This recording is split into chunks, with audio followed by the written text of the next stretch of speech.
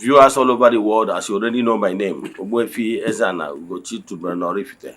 I'm an ancient high priest. I have onye isi nchụaja na ugochitubelu ọdịnala temple. Anyị na-agba afa mmiri emi rụkwazị ọrụ mmụọ dị iche iche. Abụkwazị m onye isi nchụaja na ugochitubelu ha ahụ. Bụrụ onye isi nchụaja na ọdịnala Restoration Evangelical Mission. Yes, you can call me a priest or ọdịnala evangelist. Anyị bụ ndị kwenyere n'iji ihe Chukwu kelụ dịka mmiri ihe Chukwu kelụ ndị ọzọ ya na ekpere wee na-agwọ ya. Ikechukwu. Ihe n'ụbọchị tata ndị gara gị nwa na-esonyere m WhatsApp nọmba ị ga-eji nweta m na screen gị ga-afịa 08057837672. Echefukwana na Monthly Rituals anyị na-aga n'ihu ịchọ ijoinikwa anyị n'isi ụtụtụ ejego na temple chụọ aja gụọ ọfọ kpụbi okwu n'isi ndị sonyela anyị all over the world.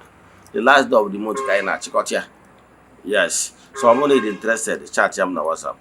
Mana ihe isiokwu anyị ji ebe taa ka anyị kọwara gbasara a tree of life known and called moringa oleifera. Yes, moringa is nwere spiritual benefit. This morning ajego m kọwara ọtụtụ ndị mmadụ mgbe nọ na wukwu moringa, the health benefit of moringa. Yes, those who about there's nothing different between human and animal anatomy. So it's of great benefit health-wise. Now I can cover the spiritual benefit of moringa oleifera. Nke bụ eziokwu bụ dịka nsi akọwara dịka onye nkuzi ọdịnala n'ịkọwa gbasara nature. I'm here to tell you that what you don't know remains a mystery to you and not to all. Nke bụ eziokwu na agbụrụ ọbụ na ekere n'elu ụwa. Onye ọbụla ha na-aya ihe a ga-eji gwọọ onwe ha dị na be ha. We Africans, yes, bi na mpaghara ọwụwa anyanwụ, onye ọbụla anyị na-aya based on our blood composition, ihe solution ya dị na be anyị. Ada ma chịkọwara ndị mmadụ ndị amụrụ na miracle na-eme exist, but Chineke na-esi n'ihe o kere wee rụọ ọrụ ebube. Nya bụrụ miracle, adị m ekwu maka acclaim miracle ndị pastors na-eme arrange, adị m ekwu maka nke, adị m ekwu maka nature miracle nke Chineke ga-esi n'ihe o kere eke wee gwọọ ndị ya. Ihe niile ndị a dị mana ọ na-ịmarọ. Taa achọrọ m ka nkọwara the health benefit of spiritual benefit of moringa oleifera.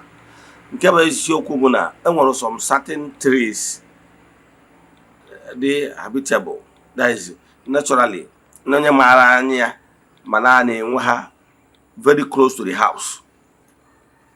Ndị ma anya ma reason mana o nwere ike ọtụtụ ndị mmadụ aghọtara and dịka program si wee dịghị imepeghị anya. Ọtụtụ mmadụ ya mara gasị na osisi onwere osisi or any plant ọbụla total useless nwere ike nwere idea. Yes, ịbịa na be m ya afọ ọtụtụ flowers, ọtụtụ trees, plants dịgasị and ha bụrụ for a joke. Yes, and this moringa is one of it. Now o nwere osisi a na-akpọ achoke tree. Yes, in India ọ dị very popular. Ụfọdụ na-akpọkarị aside ebe a na-akpọkarị ya masquerade tree. Yes, ọ bụrụ ka m ekwata mana achọrọ ka m kọwakwara unu osi nso na that family of the trees na-anọ of protective value to the home. That achoke tree that or masquerade tree ahụ ndị be anyị na-akpụ ya ọ na-achụ ndị amoosu. Mana ọ bụrụ ka m ekwata ihe m ekwata gbasara moringa. Moringa so na that class of plants bụ ọrụ ha bụ filter the environment. Any environment ha nọ, they radiate that positive energy that filter the entire arena with positivity. So ọ bụrụ na ịma uru those things, ọtụtụ n'ime ụnụ ka nkọwara what will shock you. Ọtụtụ n'ime ndị nọ n'ọdịnala is all about ịgwọ ọgwụ. O nwere plants, flowers, trees ga-adị around your house. Oga, you need ije gwọ ọgwụ debe gị for protection. Ihe ị need develop, let your thought be pure. As in, ihe megide mmadụ. Because once you are not the type na-emegide mmadụ, you will be at peace with the nature beings. and about herbs, because all those nature beings and about herbs, they are the ones dwelling in flowers, plants, and trees. So when your volition and thought is always pure, you work in collaboration with them. Then their work is to ensure that na onye ọbụla bụ ihe ọjọọ n'obi si ka ọ bata be gị ga-ebukwa ya wee na.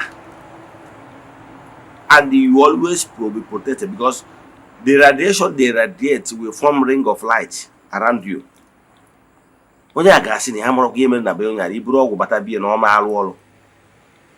Iburu ọgwụ batara ya neutralize ya, because ha na ọ dị ka scanner. Let me tell you what you don't know. Etu and ọcha si wee bịa rụọ scanning machine program ya to detect metals, iron, or to detect hard drugs, because a program ya ka o nwee ike detect those things. Etu a ka nature si wee program some of these trees powered by herbs, the spirits are about herbs. So for them to always scan your environment, they radiate grace. They radiate grace around your environment and their compound. But na this our place of worship na Arusia, you can see some plants. Now I'm talking about natural plants guarded within the altar arena. I brought for joke. So moringa oleifera is one of those trees that stays around people's compound to radiate and protect. Ihe ọ na-eme ọ neutralize na onye ọbụla bụ ihe ọjọọ n'obi pụta o neutralize ya without even the person knowing.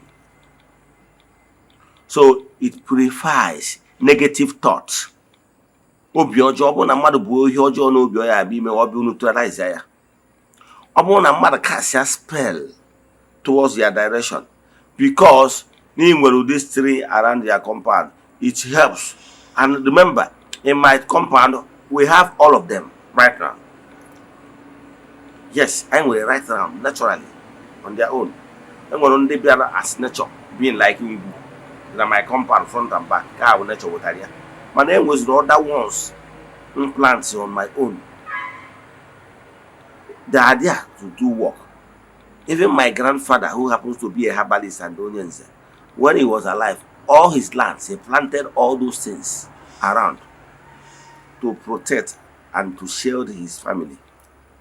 So what I'm telling you is that moringa oleifera so ni ihe eji cleansing. Yes, a na-apawderize ya. Ọ bụrụ na ndị bịara no for nwụcha. Yes, body cleansing. Ọ bụrụ na ndị a ga-esiri ahịfịa ha ga-eji wee wụọ moringa oleifera na-adị n'ime. It's good for cleansing. Yes.